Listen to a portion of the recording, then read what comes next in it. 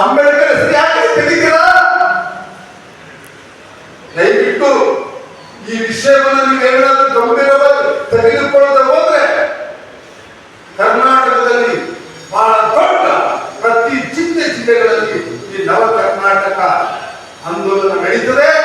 ನಿಮ್ಮ ಸರ್ಕಾರಕ್ಕೆ ಒಂದು ದೊಡ್ಡ ತಪ್ಪು ಚುಟ್ಟು ಬರ್ತದೆ. ಆಡೋದಕ್ಕೂ ಮಾಡೋದಕ್ಕೂ ಅಂತರ ಇದೆ ಅಂತೇಳಿ ಸಿಎಂ ಅವರಿಗೆ ಎಚ್ಚರವನ್ನು ಕೊಡ್ತಾರೆ. ಪೌರ ಕಾರ್ಮಿಕರ ಆ ಸಮಯದಲ್ಲಿ ನಾವು ಕೂಡ ನಿರಂತರವಾಗಿ ಏನು ಅಗತ್ಯ ಸೇವೆಗಳಲ್ಲಿ ಕೆಲಸ ಮಾಡ್ತಾರೆ ಶಿಕ್ಷಣ ಕಾರ್ಮಿಕರಾಗಿದ್ದಂಥವರು ಮನೆ ಪತ್ರಗಳ ಸರ್ಕಾರಗಳಿಂದ ಆಗ ಬಿಜೆಪಿ ಸರ್ಕಾರಕ್ಕೆ ನಾವು ಮನೆ ಪತ್ರಗಳನ್ನು ಕೊಟ್ಟಿದ್ದೀವಿ. ಅವರು ಸ್ಪಂದಿಸಿದ್ರು. ಆದರೆ ಅವ್ರ ಸರ್ಕಾರ ಬಂದಾದ್ಮೇಲೆ ಅವರು ಕೂಡ ಸುಮ್ಮನೆ ಆಗ್ಬೇಕು. ನಂತರ ಏನು 2023ರಲ್ಲಿ ಕಾಂಗ್ರೆಸ್ ಸರ್ಕಾರ ಬರುತ್ತೆ. ಆ ಸರ್ಕಾರ ಬಂದಾಗಿಂದ ಹಲವು ಮನೆ ಪತ್ರಗಳನ್ನು ಕೊಟ್ಟಿದ್ದೀರಿ. ಆದರೆ ನಮ್ಮ ಈ ಸ್ಥಳಕ್ಕೆ ಆಗಮಿಸಿ ನಮ್ಮ ಒಂದು ಸಮಸ್ಯೆನ ಏನು ನೇರ ಪದ್ಧತಿಗಾಗಿ ಕಾಯ್ದೆಗಳನ್ನು ಬೇಡಿಕೆಯನ್ನು 1 ತಿಂಗಳ ಇತ್ಯರ್ಥ ಪಡಿಸ್ತೀನಿ, ಹೆಚ್ಚು ಬದಲಾವಣೆ ಅಂತ ಹೇಳಿ ಭರವಸೆ ಕೊಟ್ಟು ಹೋಗಿದ್ದಾರೆ. ಆದರೆ 1.5 ವರ್ಷ ಆದರೂ ಈವರೆಗೂ ಅವರು ನಮ್ಮ ಒಂದು ಭರವಸೆಗೆ ಈಡೇರಿಸಲು ಮನಸ್ಸು ಮಾಡಿಲ್ಲ. ಮತ್ತೆ ಏನು ಮೇ 1ನೇ ತಾರೀಕು ಕಾರ್ಮಿಕ ಚಾಲಕ ಸಾಹೇಬರುಗಳು ಅಗತ್ಯ ಸೇವೆಯಲ್ಲಿ ಇರೋದ್ರಿಂದ ನೀವು ಯಾರು ಪ್ರೊಟೆಸ್ಟ್ಗಳು ಮಾಡಬಾರ್ದು ಅಂತ ನಾವು ಅದಕ್ಕೆ ಸರ್ಕಾರಕ್ಕಾಗಲಿ ಅಧಿಕಾರಿಗಳಿಗಾಗಲಿ ಕೇಳೋದಿಸ್ತೇನೆ. ನಮ್ಮನ್ನ ಕಾಯ ಮಾಡಿ, ಇಲ್ಲ ನಮ್ಮನ್ನ ನೇರಪಡಿಸಿ.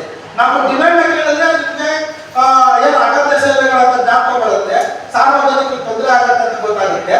ಆದ್ರೆ ನಾವು ಇಲ್ಲದೆ ಇದ್ರೆ ಪ್ರತಿನಿತ್ಯ ಬೆಂಗಳೂರಲ್ಲಿ ವಾಸ ಅಂತ ಸಾರ್ವಜನಿಕರು ಆರೋಗ್ಯದಿಂದ ಇರಕ್ಕೆ ಸಾಧ್ಯನಾ? ಹೋಗ್ಲಿ ಸಿಎಂ ಆಗಿ ಡಿಸಿಎಂ ಮನೆಯನ್ನಾಗಿ ಕಸ ಹೋಗಿಲ್ಲ ಅಂದ್ರೆ ಅವರೇ ದಬ್ಬೆದ್ದು ಅವ್ರ ಮನೆಗೆ ದಬ್ಬೆದ್ದು ಅವರೇ ಕಾಯಿಲೆಗಳಿಗೆ ತುತ್ತಾಗ್ತಾರೆ. ಆ ಕಾರ್ಯಕ್ರಮ ಹೋಗಿಲ್ಲ.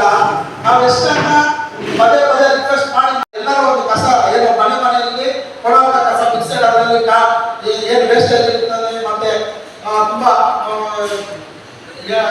ಕೆಲಸ ಕಾರ್ಯಗಳನ್ನ ಯಾವುದೇ ಕಾರಣಕ್ಕೂ ಬುದ್ಧಿಗೆ ಕೊಡಬಾರ್ದು. ಇವೆಲ್ಲ ಅಗತ್ಯ ಸೇವೆಗಳಲ್ಲಿ ಬರುವಂತವು ಅಂತೇಳಿ.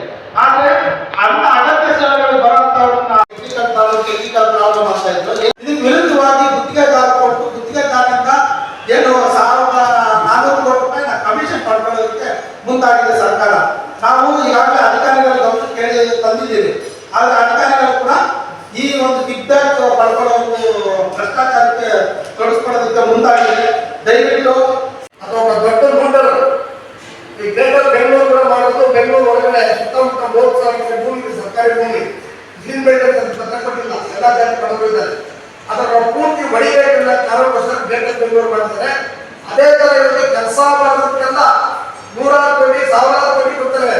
ರಿಪೇರಿ ಹೆಸರಲ್ಲಿ, ರಸ್ತೆ ಹೆಸರಲ್ಲಿ, ಬೇರೆ ಬೇರೆ ಹೆಸರಲ್ಲಿ. ಆದ್ರೆ ಬೆಂಗಳೂರು ಗಬ್ಬೆಗೆ ಕೂತಿದೆ. ಹಂಗಾಗಿ ಇವರು ಲೂಟ್ ಮಾಡಕ್ಕಿದ್ದಾರೆ ಹೊರತು ಜನರ ಹಿತವನ್ನು ಕಾಪಾಡಕ್ಕೆ ಈ ಜನ ಇಲ್ಲ. ಈಗಾಗಲೇ ನಮ್ಮ